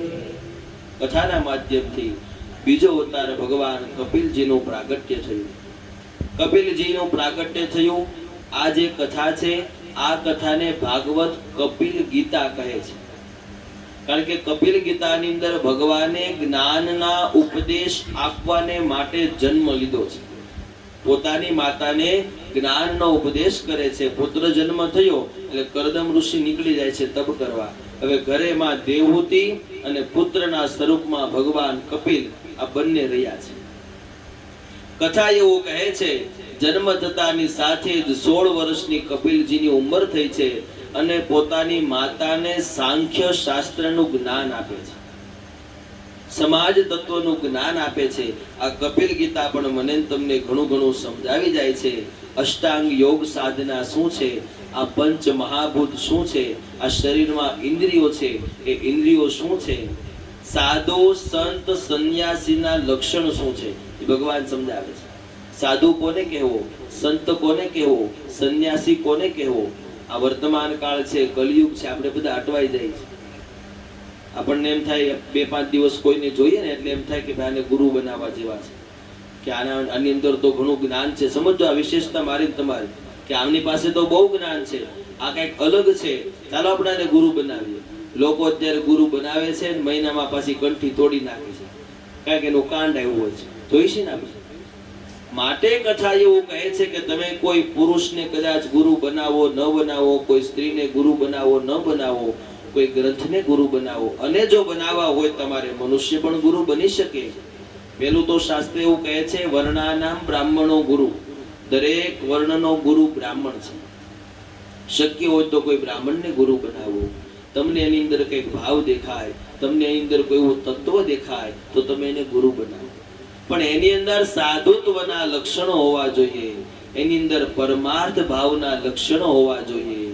એ લક્ષણોને કઈ રીતે જોવા? દરેક જીવને ઉગારવો આ સંતનો સ્વભાવ છે. આજની ગુરુની પરિભાષા તો તમને સમજાવવા જેવી જ નથી. જ્યાં પૈસા માલ મિલકત દેખાય છે એને પેલું આસન મળે છે, જ્યાં કઈ ન દેખાય એને છેલ્લે બેસાડવામાં આવે છે. આ બધી પરિભાષાથી દૂર રહેવું. સમજો, આ બધું જ્યાં થતું હોય ને એનાથી દૂર રહેવું. જ્યાં સમભાવ હોય, જ્યાં સમદ્રષ્ટિ હોય, જ્યાં બધાની વેદનાને સાંભળવામાં આવતી હોય, એ સમયને, એ વ્યક્તિને, એ વસ્તુને, એ જગ્યાને તમારો ગુરુ બનાવો. ત્યાં બધે જ સમભાવ દેખાય છે. ગુરુનો સ્વભાવ ઉગારવાનો છે. શિષ્ય કદાચ ભૂલ કરે ન કરે પણ ગુરુએ પોતાનો ધર્મ અને કર્મ ન છોડવું જોઈએ. ગુરુના મુખમાંથી કોઈ દિવસ આડી વાણી ન નીકળવી જોઈએ. એવું પણ નહીં વિચારવાનું કે આ મારાથી નાની ઉંમરના છે, નાને કેમ ગુરુ બનાવો. આપણે બધા પહેલે એવું જ જોતા. પહેલા તો આ કથાની અંદર પણ આવું થતું, હજી આવું થાય છે. અમને આવા ઘણા દાખલા મળ્યા. પહેલાના સમયની અંદર એટલે કે 40-50 વર્ષ પહેલાની તમારા વખતની જ વાત કરું તો પેલા પુરાણી હતા તો કેવા હતા તો કે ભાઈ થોડાક વડીલ હોવા જોઈએ, મોટી દાઢી હોવી જોઈએ, માથાના વાળ ધોળા થઈ ગયા હોય, આવા બધા પુરાણી ગોતો, આવું લોકો કહેતા. અને એની શું કામ એવી ભાવના હતી કે એને કઈક જ્ઞાન હશે, એને એના જીવનનો અનુભવ હશે, એ કઈક ભણ્યા હશે તો આપણને કહી શકશે. પણ અત્યારે એ બધી સુવિધા આવી ગઈ છે. અમે બધા પાઠશાળામાં ભણ્યા છીએ, 13-14 વર્ષ અમે અભ્યાસ કર્યો છે અને આ ભાગવત ગુરુજી દ્વારા અમને મળ્યું છે. એટલે ઉંમરને ન જોતા પણ અમે પણ તમને કંઈક જ્ઞાન આપી શકીએ છીએ. એટલે કોઈ દિવસ, બીજી વાત કીધી કે કોઈ દિવસ ગુરુની જાતિ ન જોવી. જ્યારે જ્યારે તમે ગુરુ કરવા જાઓ, કઈ જાતિના છે, શું છે, એ કાંઈ જોયા વગર તરત જ તમારે એની પાસેથી જ્ઞાન લઈ લેવું જોઈએ. મારી પર્સનલ વાત મેં તમને આમાં ઘણી બધી કરી, હજી હાથમાં કહી દઈશ, કારણ કે આપણી ખુલ્લી કિતાબ છે. કાંઈ કે એમાં આપણે ચોરી છીપું રાખ્યું હોય તો મને બીક લાગે ને હાર્દિકભાઈ? લાગો છો ને? હા, તો મને એવું થાય ને કે મારે મારું આ કહેવાય નહીં. કાલ સવારે આ બધા મને સિલિકોનના ગેટે મળવાના. મારી પાસે મારી ખુલ્લી કિતાબ છે એટલે હું તમને કહી શકું. દરેકના જીવનમાં પહેલી વાત તો ગુરુ હોવા જોઈએ. ગુરુ વગરના માણસને નુગરો કીધો છે, આપ સૌને ખ્યાલ છે. કારણ ગુરુ છે ને તમારા જીવનનું કેન્દ્ર બિંદુ છે, મધ્ય બિંદુ છે, એ તમારા જીવનનો આધાર છે. મારા પોતાના, હું બ્રાહ્મણ છું ને, તો મારા પોતાના ગુરુ છે ને એ તમારા પટેલ છે. તમને કદાચ ખ્યાલ હોય ન હોય, તમે આ વાતને માનો ન માનો, જે કાંઈ હોય, મારા પોતાના જે મેં ગુરુ બનાવ્યા છે તમારા પટેલ છે. એ પોતે સંસારી છે અને પોતે આવું કન્સ્ટ્રક્શનનું કામ કરે છે. મોટી સોસાયટી, બિલ્ડિંગ, મકાન આવું બાંધે છે. અને આજથી 15 વર્ષથી લઈ આજ સુધી મારા ગુરુ છે અને આજીવની મારા ગુરુ રહેવાના છે. આ મારી તમને પર્સનલ વાત કરું, મેં કાંઈ જાતિ જોઈ નથી. નકર હું બ્રાહ્મણ છું, મને અભિમાન થવું જોઈએ ને કે ભાઈ હું બ્રાહ્મણ છું ને પટેલ થોડા મારા ગુરુ બનાવું. થાય કે ન થાય એવું? પણ મને જેની પાસેથી જ્ઞાન મળ્યું છે એનામાં જે મારી પાસે નથી, બીજા પાસે નથી, એ મેં એનામાં જોયું છે એટલે મેં એને મારા ગુરુ બનાવ્યા છે. મારી જે કઈ કથા અને સપ્તાહની કંકોત્રી હોય દરેકમાં એમનો ફોટો હોય છે. જ્યારે જ્યારે કોઈ આવી કથા શરૂ થાય ત્યારે એમના આશીર્વાદ લઉં છું, પૂરી થાય ત્યારે પાછો ફોન કરીને આશીર્વાદ લઉં છું. હાલમાં એ વલભીપુર રહે છે. બીજી બધી આગળ કઈ વ્યાખ્યા કહેવાની તમને જરૂર નથી, પણ ટૂંકમાં તમને સમજાવું, હું જો બ્રાહ્મણ બનીને પણ કોઈ તમારી જાતિના વ્યક્તિને ગુરુ બનાવતો હોય તો હું તમને મારી વાત નથી કરતો પણ સમજાવું છું. તમને જે એવું કઈક તત્વ દેખાઈ જાય તો તમે એને ગુરુ બનાવી લેજો. દત્તાત્રેયજીએ 24 ગુરુ બનાવ્યા છે. કાંઈ નહીં તો કોઈ ગ્રંથને તમારો ગુરુ બનાવો, તમારા માતા પિતાને તમારા ગુરુ બનાવો. અને કેન્દ્ર બિંદુ, બીજી વાત, એક વખત ગુરુ બનાવ્યા પછી એમાં તમને સંશય ન થવો જોઈએ. એના કર્મ જે હોય તે તમે એમ વિચારો કે અમે આને ગુરુ બનાવ્યા, ની તો સામે ઉભા હતા, ની તો સામે આમ ખાતા હતા, પછી ગમે ઈ કરે, એ કુવામ પડે, તમારે નથી જોવા. તમે જો એક વખત શ્રદ્ધા મૂકી દીધી, તમે એક વખત વિશ્વાસ મૂકી દીધો, પછી તમારે એના પ્રત્યે કોઈ સંશય કરવાનો નથી. પાછળથી ગુરુ વિશે કઈ વિચારવામાં આવે, કઈ ખોટું બોલવામાં આવે તો બ્રહ્મ હત્યા સમાન પાપ લાગે છે. 100 વાર વિચારીને ગુરુ બનાવવાના. કથા કહે છે, પાણી પીના છાન કે ગુરુ કરના જાન કે. કોઈ ગ્લાસમાં તમને પાણી આપે ને એટલે 5 વાર એમાં જોવાનું, પછી જ એને પીવાનું. એવી જ રીતે ગુરુ કરના જાન કે, બહુ બધું વિચારો, બહુ બધી વાતને માંડો, પછી તમે તમને ગુરુ બનાવો. અને જટ દઈને કોઈના ગુરુ પણ ન બની જાવ.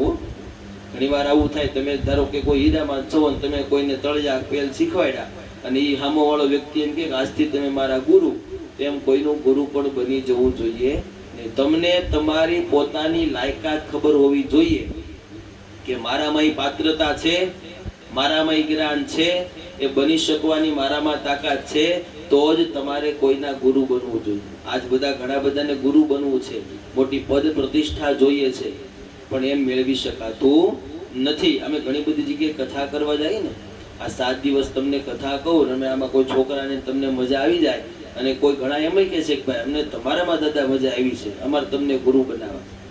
હવે મારી પાસે લગભગ 15-20 દાખલા આવ્યા છે, પણ હજી મને અંદરથી એવું તત્વ દેખાય છે કે મારામાં એ લાયકાત નથી, એટલે હજી સુધી આપણે એ રસ્તે ગયા નથી. આ તમને ચોખ્ખી વાત કહું. હજી આપણે પોતે કોકને ગુરુ તરીકે શોધીએ છીએ, તમે કોઈના ગુરુ બનવા જાઓ તો એ ભગવાન સાથે કપટ ગણ્યું કહેવાય. એમ આ કપિલ ગીતાની અંદર ભગવાન સાધુ સંતના લક્ષણ કહે છે. સંતનો સ્વભાવ છે ને એ ઉગારવાનો છે. ગમે તેટલો ભક્ત એને હેરાન પરેશાન કરે પણ એને કેમ ઉગારવો એ સંતના લક્ષણ છે. એક નદીની અંદર સાધુ સ્નાન કરતા હતા. સ્નાન કરતા હતા એમાં એક વીછી આવે એને કરડે, અને કરડીને પાણીમાં પડવા જાય ને ત્યાં સાધુ એને લઈને કિનારે મૂકી દે. આવું 2 વાર બન્યું, 3 વાર બન્યું. વીછીને લઈને મૂકવા જાય ત્યાં વીછી પાછો ડંખ મારી દે. એક વ્યક્તિ જોવે છે ને સાધુને પૂછે છે કે વીછી ક્યારનો તમને ડંખ મારે છે, તો એને પાણીમાં પડીને મરી જવા દો ને.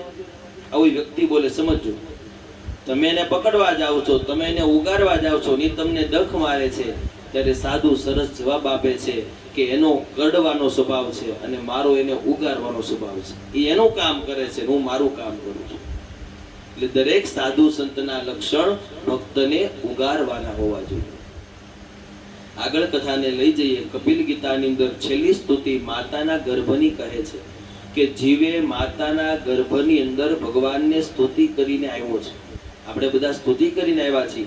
માતાના ગર્ભમાં 1 મહિના થાય, 2 મહિના, 5 મહિના, 7 મહિના, 8 મહિના થાય ને એટલે જીવ ભગવાનને પ્રાર્થના કરે છે, ભગવાન મને આ યાતનામાંથી બચાવો, મને આ દુઃખમાંથી બચાવો. આપણે બધા કહીને આવ્યા છીએ, સમજો.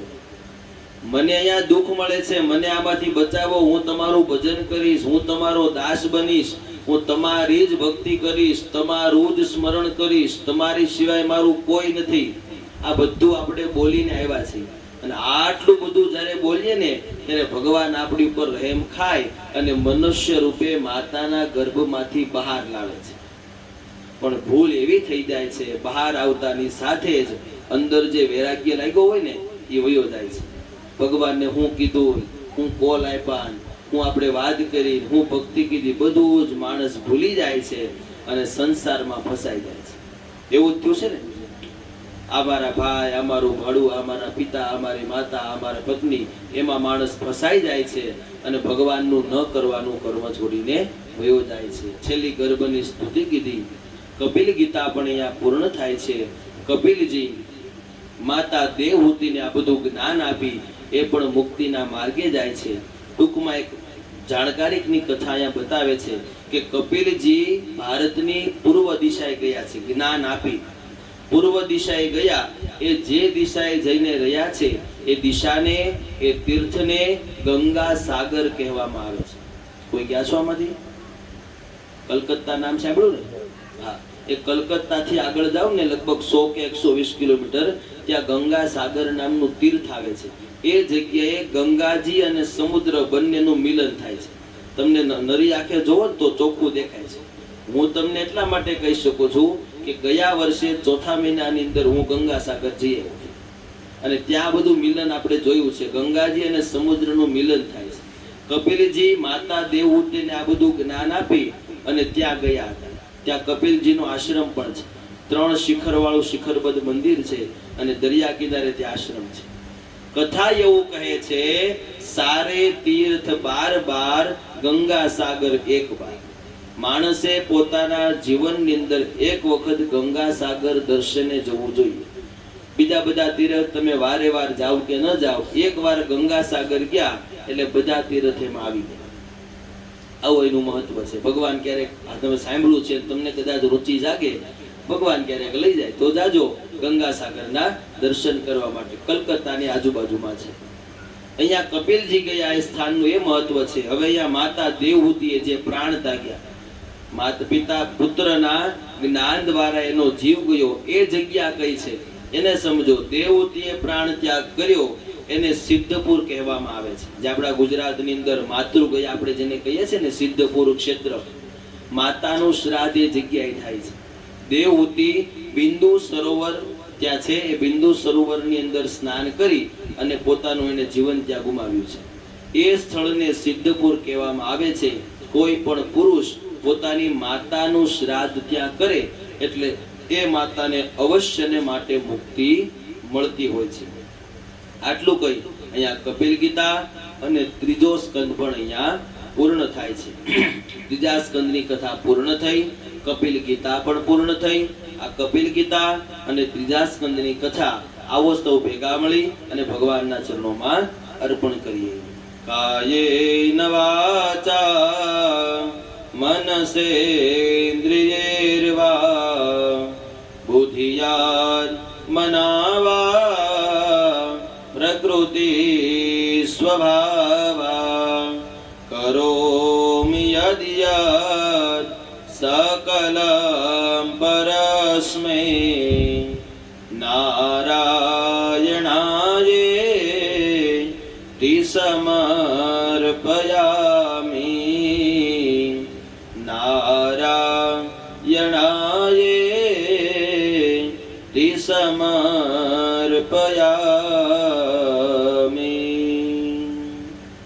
3જા સ્કંદની કથા પૂર્ણ. સાથે સાથે આજની કથાને પણ આપણે વિરામ કરીએ. મહાત્મય 1લો સ્કંદ, 2જો સ્કંદ અને 3જો સ્કંદ પણ પૂરો થઈ ગયો. સમજજો, વિચારજો. 3જો સ્કંદ પણ પૂરો થયો. 2 દિવસ પણ પૂરા થઈ ગયા. કેટલા દિવસ વધ્યા? 5 દિવસ. જેમ જેમ દિવસ જતા જશે ને એમ ધીમે ધીમે તમારા ઘરમાંથી આ તેજ પણ જતું જશે. અત્યારથી તમને અનુભવ કરાવું, જોજો. 5મો 6ઠો દિવસ આવશે ને એટલે ધીમે ધીમે હવે કાંઈ નથી એવું લાગવા મળશે. અત્યારે બધું ભીરું છે ને, તમે ત્યાં હોલ છે એમ મોટા મોટા મંડપમાં બેઠા હોય ને અને 5મા 6ઠા દિવસે ભગવાનનું આગમન થઈ જાય કાનાનું, પછી બધું આમ ખાલી ખાલી લાગવા મળે છે. એટલે હજી આ ભર્યું છે ને ત્યાં સુધી આમાંથી કંઈક ભરી લેજો. ખાલી થાય પછી ખોબો ભરાશે નહીં. માટે 3 સ્કંદની પૂર્ણાહુતિ થઈ.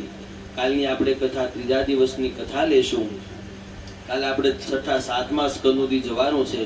કાલે કથા પૂરી થતા આપણે વામનજીને લાવવાના છે. ગમે એમ કરીને લાવવા જોઈએ.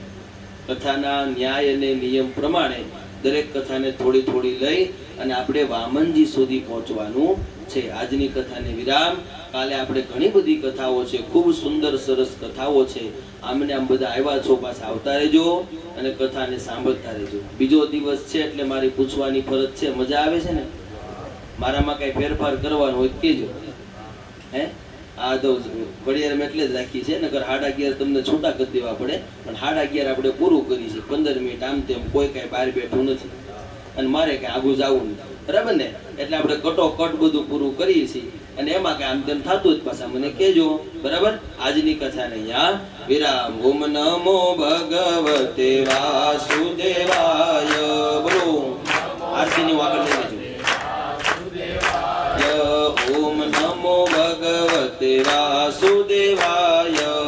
ઓમ નમો ભગવતે વાસુદેવાય. વાસુદેવાય હરિ વાસુદેવાય. વાસુદેવાય હરિ વાસુદેવાય. વાસુદેવાય હરિ વાસુદેવાય. વાસુદેવાય હરિ વાસુદેવાય. બોલો ઓમ નમો ભગવતે વાસુદેવાય. ઓમ નમો ભગવતે વાસુદેવાય. ઓમ નમો ભગવતે વાસુદેવાય.